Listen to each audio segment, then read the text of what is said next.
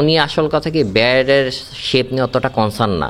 কত ব্যাটেই তো সাকিব মাঠে নেমেছেন, এবার পালা নতুন এক ব্যাটের, যা তৈরি হবে বাংলাদেশে, স্পষ্ট করে বললে রাজশাহীতে। গত মাসে যখন সাকিব ভাই কনফার্ম করে ইমরুল ভাইকে যে উনি আসলে এমকেএস এর সাথে আসলে যুক্ত হচ্ছে, তো তখনই ইমরুল ভাই আমাকে কল দেয় সন্ধ্যার সময় যে এরকম ব্যাপার, শাহিন ভাই সাকিব ভাই তো আমাদের সাথে এগ্রিড হয়ে গেছে। সাকিব আল হাসান বাংলাদেশের সেরা অ্যাথলেট, যেমন তেমন করে ব্যাট বানালে তো হয় না, দরকার ভালো শেপের দারুণ কোনো ব্যাট। সো উনি এলো ফুল প্রোফাইলে খেলে, ওনার ব্যালেন্স 1180 ভিতর থাকতে হয়।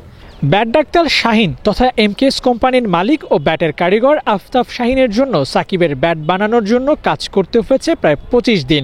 আবহাওয়া পরিবর্তনের সাথে ব্যাট বানানোর সময়েরও পরিবর্তন হয়েছে, তবে ভালোই সাকিবের হাতে ব্যাটখানা পৌঁছে দিতে পারলেই হয়। অলমোস্ট আমার তো 25 দিন লেগে গেছে ওনার 2টা ব্যাট ম্যানুফ্যাকচারিং করতে। সাকিব আল হাসানকে স্পন্সর করেছে এমকেএস, তাই একজোড়া ব্যাট বানিয়ে পাঠানো হচ্ছে বাংলাদেশ থেকে।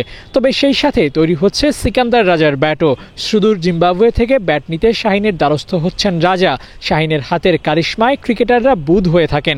তার তৈরি করা ব্যাট দিয়ে বিরাট কোহলি খেলে বাংলাদেশের বিপক্ষে করেছিলেন 48 রান, সেটা ভাবতেও ভালো লাগে তার। তবে সবচেয়ে বেশি তৃপ্তি পেয়েছেন সাকিবের জন্য ব্যাট বানাতে পেরে।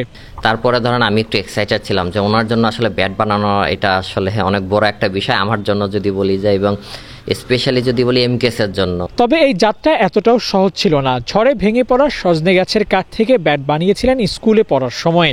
এরপর শুরু হয় প্রফেশনালি ব্যাট বানানোর চিন্তা। সেই যে শুরু করলেন, এরপর দুনিয়ার সেরা ব্যাটারের জন্য ব্যাট বানিয়েছেন, সেই সাথে সর্বকালের সেরা অলরাউন্ডারদের একজন, তাকেও ব্যাট বানিয়ে পাঠাবেন এমন পরিকল্পনা করেছেন। জীবনের মোড় কখন কিভাবে ঘুরবে তা কেউ জানে না। সো ঝড়ে সজনে গাছ ভেঙে গেছিল, তো ওইখান থেকে ছোট একটা কাঠ নিয়ে এসে দামি ব্যাট বানানোর পর থেকেই আমার আসলে আসলো যে আমি যদি ছোট ব্যাট বানাতে পারি, বড় ব্যাট কেন বানাতে পারবো না। আবু নাইম, 71, রাজশাহী।